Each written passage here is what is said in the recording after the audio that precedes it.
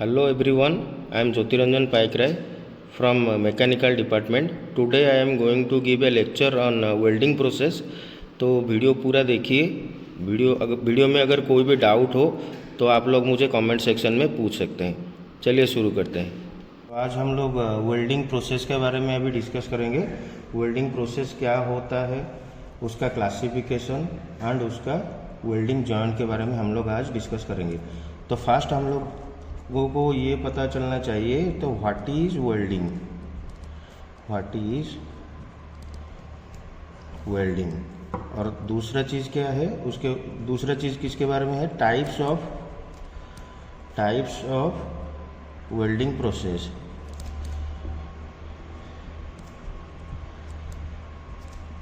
और तीसरा चीज है हमारा types of welding joint.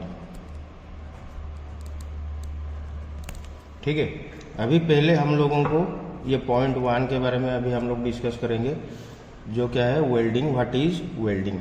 Welding क्या है हमारा, व्हाट इज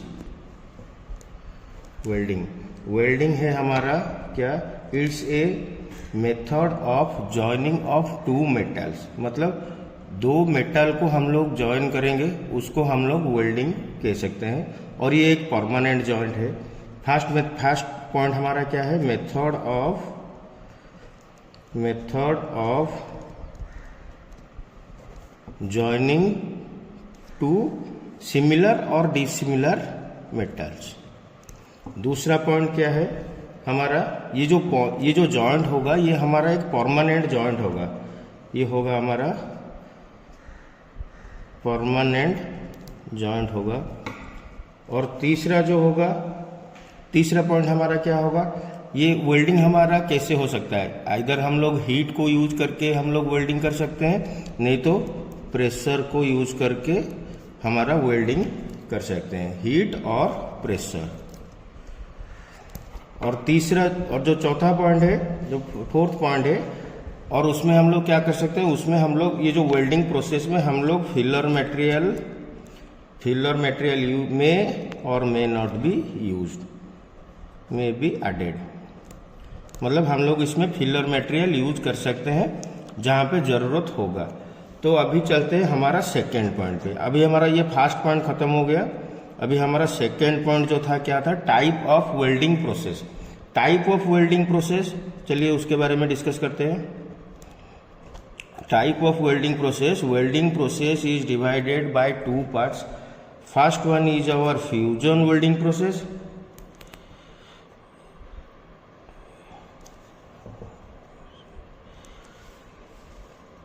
और second one is our pressure welding process.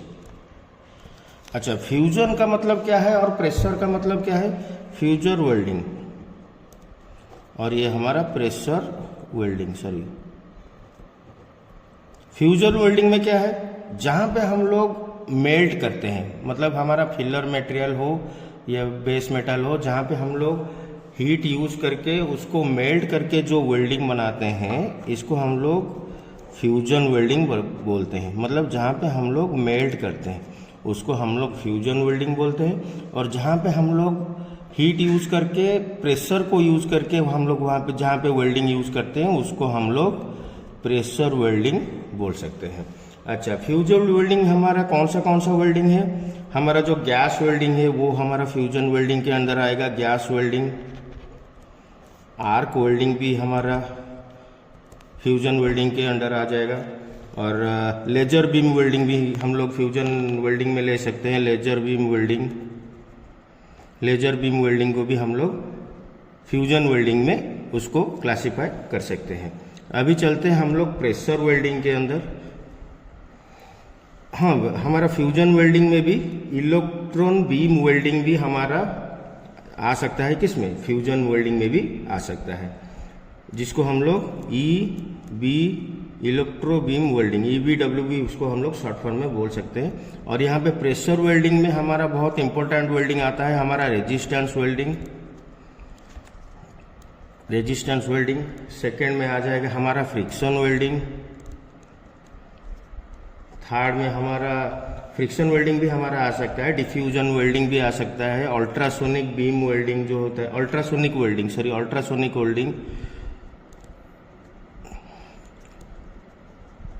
Welding भी हमारा प्रेशर वेल्डिंग के अंडर आ सकता है। चलिए अभी हम लोग डिस्कस करते हैं गैस वेल्डिंग के बारे में। जो फ्यूजन वेल्डिंग का फर्स्ट पॉइंट मैंने लिखा था यहाँ पे, गैस वेल्डिंग के बारे में अभी हम लोग कुछ डिस्कस कर लेते हैं।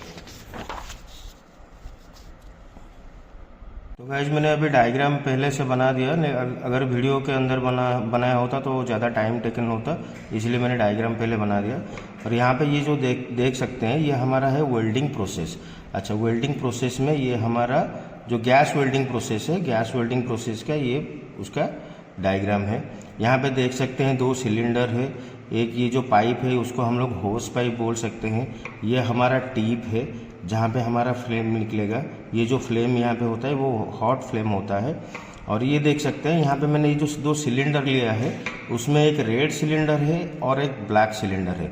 रेड और ब्लैक हम लोग बेसिकली गैस वेल्डिंग प्रोसेस में हम लोग एसिटिलीन गैस को यूज करते हैं। क्यों यूज करते हैं हम लोग? आप लोग मुझे ये भी बोल सकते हैं सर हम लोग एसिटिलीन गैस सिर्फ क्यों यूज करेंगे और दूसरा कोई गैस क्यों नहीं यूज कर सकते? ये एक बड़ा क्वेश्चन है। लेकिन हम लोग सिर्फ एसिटिलीन गैस इसीलिए यूज करते हैं, अगर हमारा ऑक्सीजन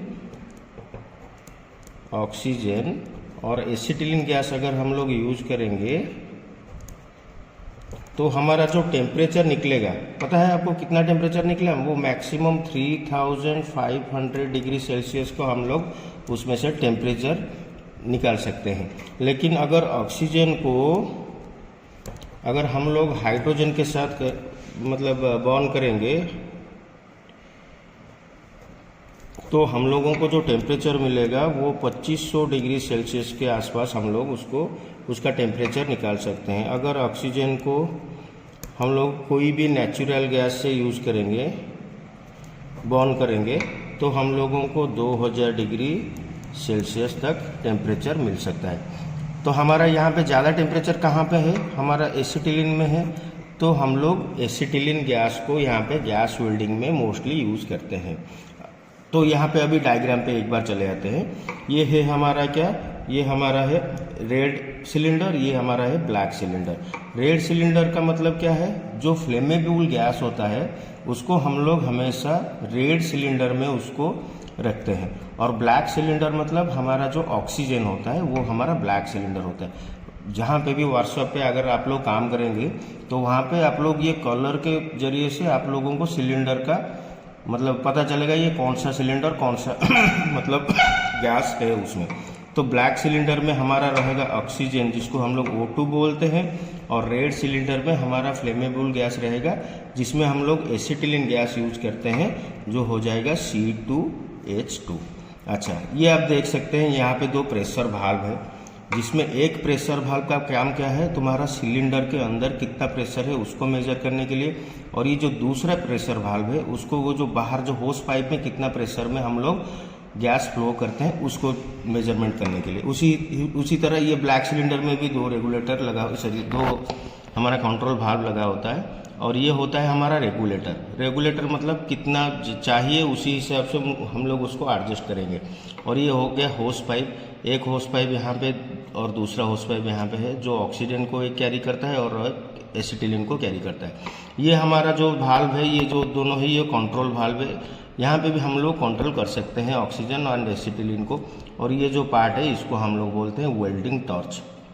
ये जो पार्ट है इसको हम लोग वेल्डिंग टॉर्च बोलते हैं। और यहाँ पे वो 2 गैस मिक्स होता है और मिक्स होके यहाँ पे टिप तक आता है। हम लोग लाइटर या माचिस को कुछ भी यूज करके हम लोग यहाँ पे आग उसको, जैसे हम लोग घर में गैस में लगाते हैं आग लगाते हैं, यहाँ पे लगा के यहाँ पे हम लोग उसको कंट्रोल कर सकते हैं। अभी चलते हैं, ये जो ऑक्सीजन एंड एसिटिलीन का जो रिएक्शन होगा, जो केमिकल रिएक्शन होता है वो कैसे होता है वो पहले जान लेते हैं। हमारा एसिटिलीन का फॉर्मूला क्या है? C2H2 प्लस ऑक्सीजन हमारा क्या है? O2। जब ये दोनों केमिकल रिएक्शन करेगा तो उसमें से CO प्लस H2 प्लस उसके साथ हमारा हीट जनरेट होगा। अच्छा, ये तो था हमारा ऑक्सीजन, सिलेंडर के अंदर जो ऑक्सीजन था वो रिएक्शन हो गया। अभी हमारा एटमॉस्फेयर में भी कुछ ऑक्सीजन है, तो वो कैसे रिएक्शन करेगा, ये जो पार्ट है इसके साथ हमारा एटमॉस्फेयर का ऑक्सीजन के साथ भी रिएक्ट करेगा।